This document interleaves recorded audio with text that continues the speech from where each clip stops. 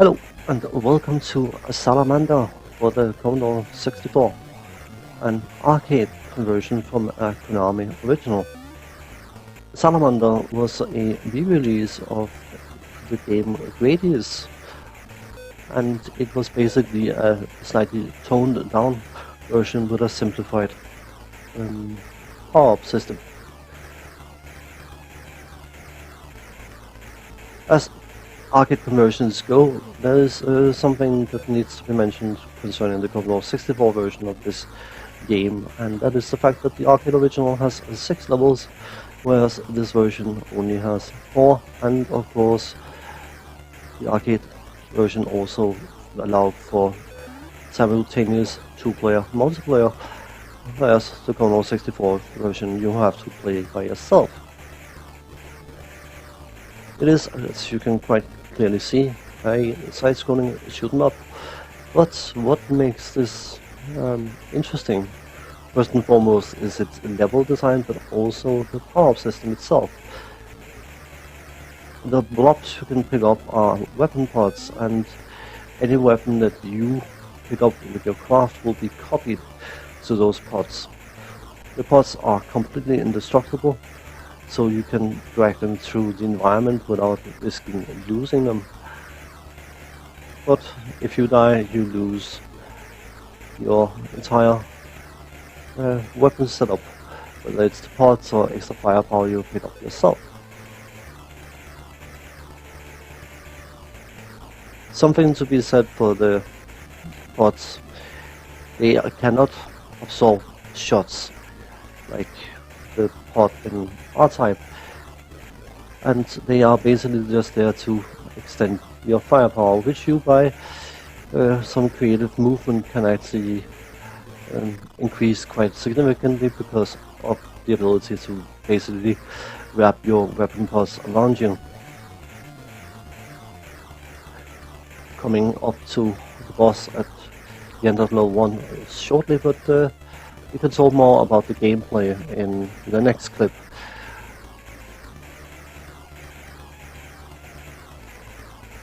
From a graphical point of view, the age of the game considered, it's definitely not bad looking.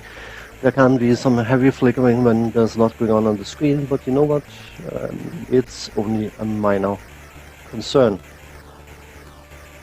The music, it's definitely decent, but it just drowns out, especially if you, like me, like holding down the fire button when I'm playing shoot 'em ups, if there is an auto-fire, which there is in this game.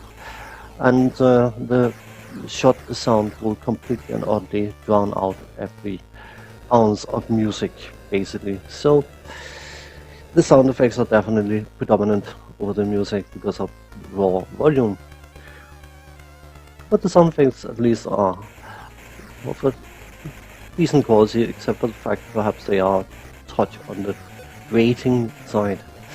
But I know the game played where I had played a good handful of games and got to learn the patterns better, and where power-ups was located, or where located, is located, are located, words difficult.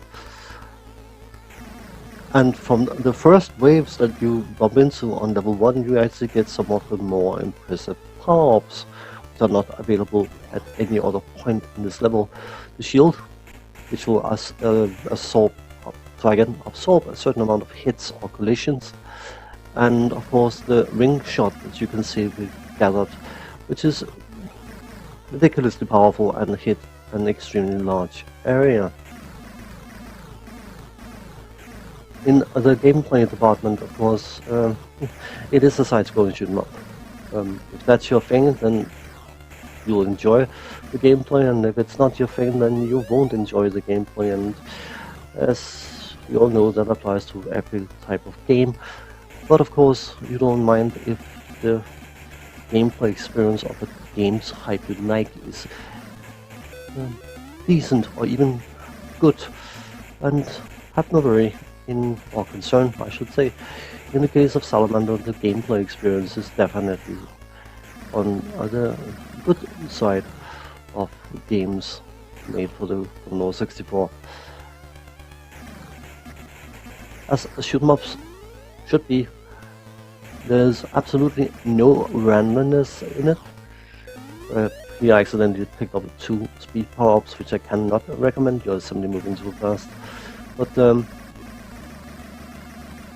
everything is completely and utterly predictable. Once you've seen it, you know the enemy spawns and the location of obstacles. And the game will probably fool you once or twice, but it shouldn't fool you more outside of that. And that is something that I find quite satisfying when playing games, that the game can surprise me first time. But once I've seen the surprise, it shouldn't be a coincidence whether it surprises me again, because I should be fully aware of the threat and how to deal with it, assuming of course that I got past it in the first attempt. Things like these regenerating walls can be a bit dicey. It can feel a bit hit and miss whether they regenerate in front of you or behind you, but it's a minor thing. It doesn't happen too often as long as you line up your power pots, weapon power pots, even in a straight line alongside your craft. The first boss though, yeah,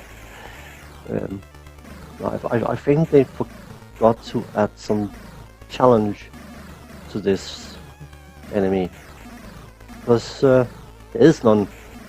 That claw is not going to catch you if you are even remotely mobile, and yeah. So of course after defeating level 1 you jump to level 2, and we all know it's a side-scrolling shoot 'em up, until it isn't.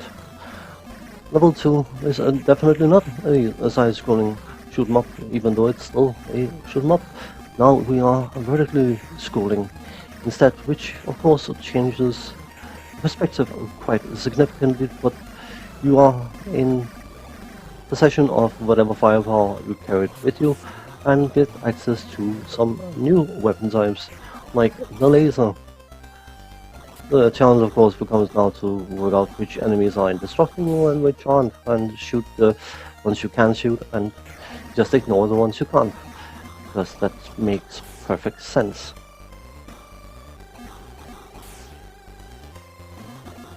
As a shoot-'em-up gaming experience, Salamander is definitely one of the higher quality ones for the Commodore 64.